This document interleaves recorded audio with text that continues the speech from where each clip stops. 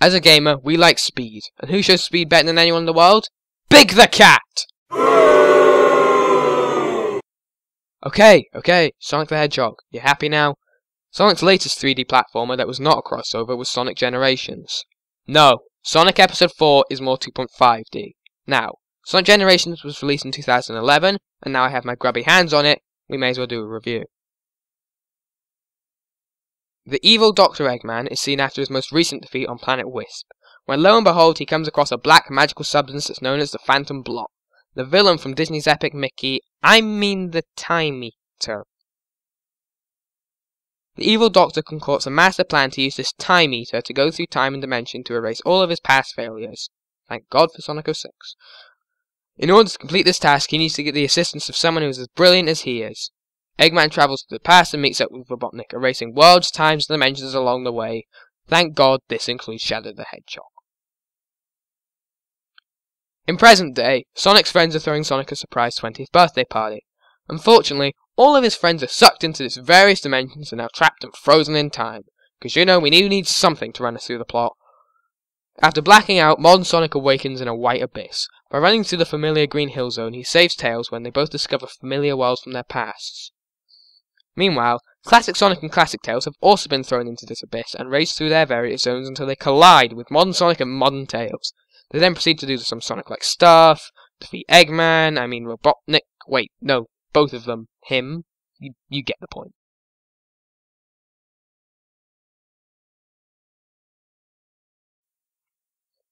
The game sticks to the classic side view of classic Sonic and switches between this and a third-person point of view for modern Sonic, allowing you to see the world in a new dimension. This game allows you to see all your favourite childhood zones, if you were a child when Sonic was released on Sega Mega Drive, and for more modern Sonic fans, a look at how Sonic was in your big brother's time, with boosted graphics.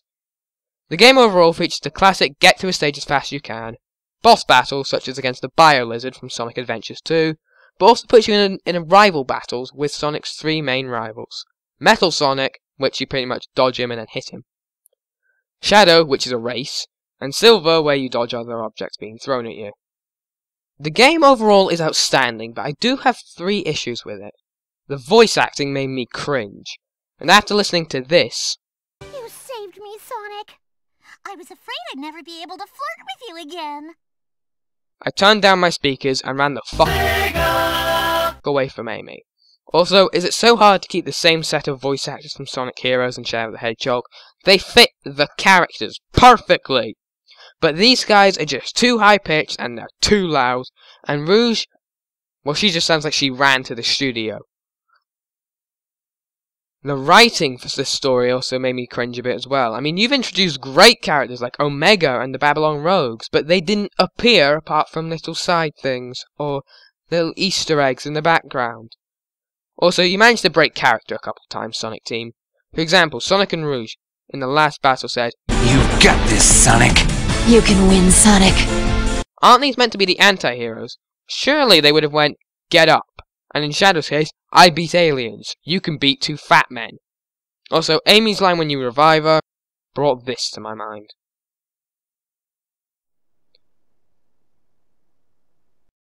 The final issue is when games go all mysterious. So in this case, the game decides to go, you missed an act. Try to find it. But you have no clue where. So I just end up running around for ages looking for this act, and then I can't be bothered to play it, so I go off the game, and then when I go back on, I've forgotten where the act is in the first place. Overall, Sonic Generations is a great game with many positive aspects and humour. Just shut Amy up, for child's sake, and work on your writing, Sonic Team. Try to keep the characters in character. Overall, I give Sonic Generations a 7.5 out of 10.